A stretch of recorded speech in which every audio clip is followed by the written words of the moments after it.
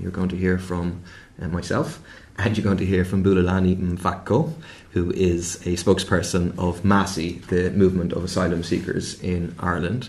So if it's okay, I might get Bulelani to start to outline the situation facing asylum seekers currently, why asylum seekers need the right to work, and then I might go into a little bit more detail in terms of the bill.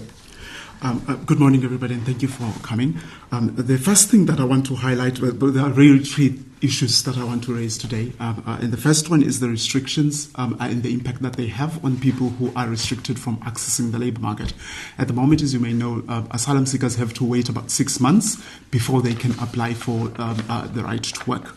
And the problem is that you have a lot of people who are already left on the streets, homeless by the state, who don't have any way of meeting their basic needs. And the government will tell you that they've topped up their €38 weekly allowance by €75, but you can't actually live on €113 anyway in Dublin. You can't find somewhere to live with that amount, and you can't cater for all your basic needs such as food, shelter, clothing, and the like. And so that is problematic for us.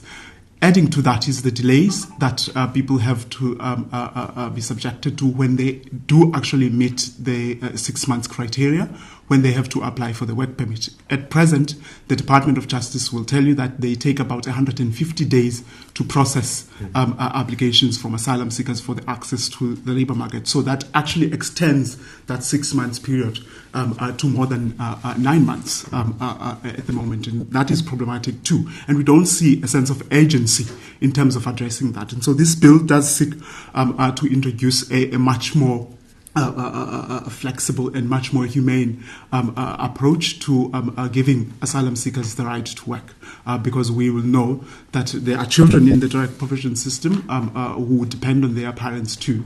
When they have needs at school, for instance, they go to the same school as every other child in Ireland, and they have the same needs as every other child in the state. And when they have to ask their parents for things like that are needed for sports clubs and other extracurricular activities, they simply can't meet those needs if they are not allowed to work. And that's problematic, and we need to address that, because we want a state, ideally, that cherishes all children and does not draw a distinction on the basis of where the child comes from or their immigration status in the country.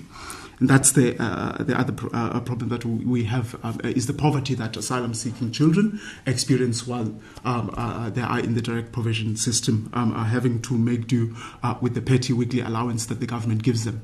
It's also important that we've had numerous reports from the government, the first being commissioned by the government themselves, reviewing the expenditure on the direct provision system, and they actually found that it is actually cheaper to treat asylum seekers no differently to the way the state treats Irish nationals in terms of accessing public service, as opposed to keeping them in the direct provision system.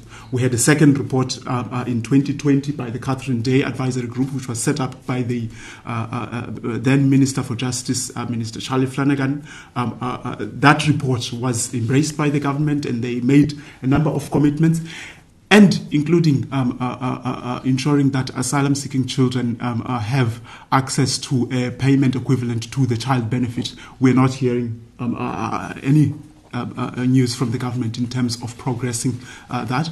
We also had a report in that report, in the same report, Catherine Day report. We had a recommendation on the right to work, which sought to lift some of the restrictions. In fact, it called for the waiting time to be reduced to 3 months. The government has not implemented that. Those are simple things that the government could do today or tomorrow if they woke up and had the commitment and will to do it, but those things have not been done, and that's the problem we are faced with today.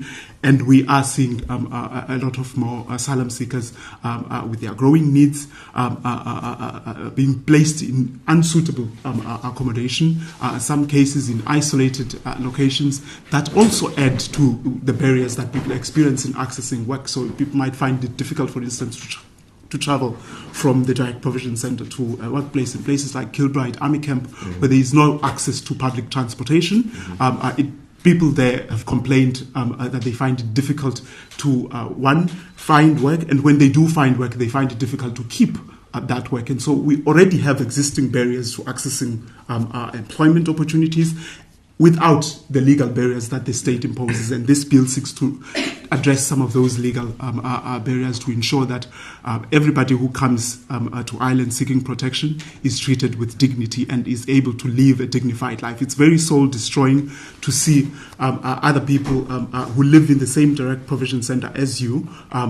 You might be sharing a room with them, waking up and going to work, and you are reminded every day that you are not allowed to work, and you see the improvements that work life brings in their life, in their self-esteem, the confidence that they have, and their self-worth. And you constantly then have that depressive state for some. Very sad that you have a government that finds it very comfortable to discriminate amongst an already vulnerable and marginalised community. And I'll pause then. We might take them questions after.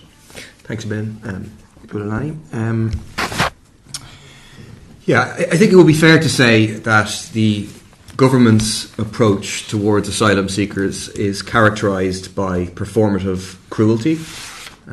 It is cruelty designed to centre the issue of migration. It's cruelty designed to problematise the issue of migration. It's cruelty designed to distract from the government's failures in terms of housing, in terms of healthcare, in terms of cost of living, and instead to focus attention on very vulnerable people who have come here seeking